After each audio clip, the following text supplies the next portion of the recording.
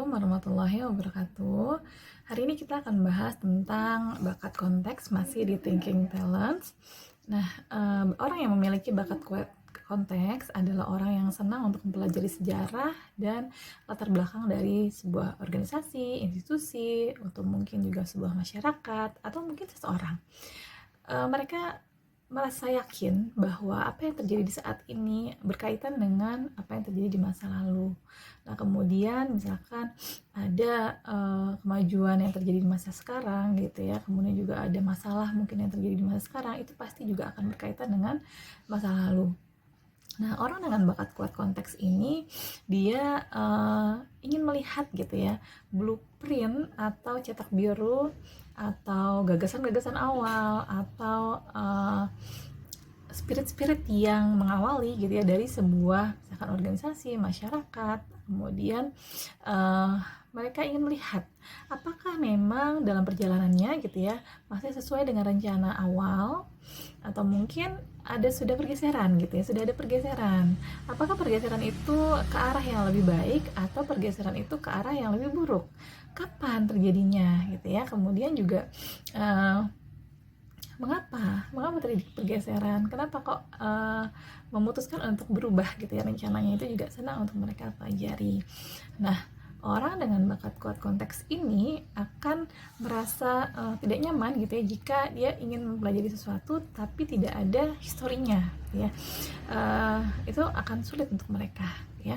Nah, orang dengan bakat kuat konteks ini gitu ya diharapkan mereka memang banyak untuk bisa melihat gitu ya literatur gitu ya, kemudian informasi-informasi yang bisa mereka dapatkan dalam memahami masa lalu gitu ya.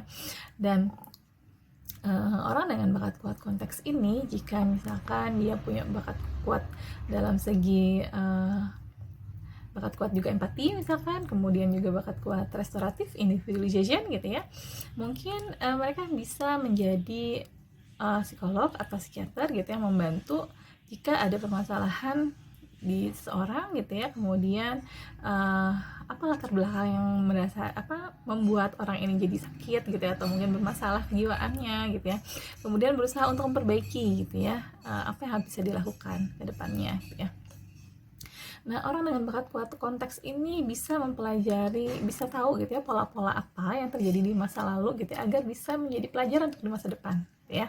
Jadi memang orang bakat kuat konteks ini harus diingatkan bahwa apa yang mereka pelajari tentang masa lalu itu bukan hanya untuk memenuhi kebutuhan mereka, dorongan dari dalam dirinya saja untuk mengetahui sejarah atau latar belakang, tapi juga untuk bisa lebih bermanfaat gitu ya. Nah, misalnya juga jika ada anak kita yang memiliki bakat kuat konteks, kemudian dia juga senang sekali dengan keagamaan gitu ya, kemudian juga punya bakat kuat connectedness gitu ya, mungkin dia memang cocok untuk bisa menjadi ulama gitu ya, mempelajari bagaimana sejarah di masa lampau, kemudian kisah-kisah gitu ya, kemudian mengkaitkannya dengan kehidupan ini gitu ya, dan bisa ditambahkan juga pastinya dengan ilmu-ilmu pengetahuan yang terkait dengan itu gitu ya. Mungkin itu tentang bakat kuat konteks. Saya ucapkan terima kasih.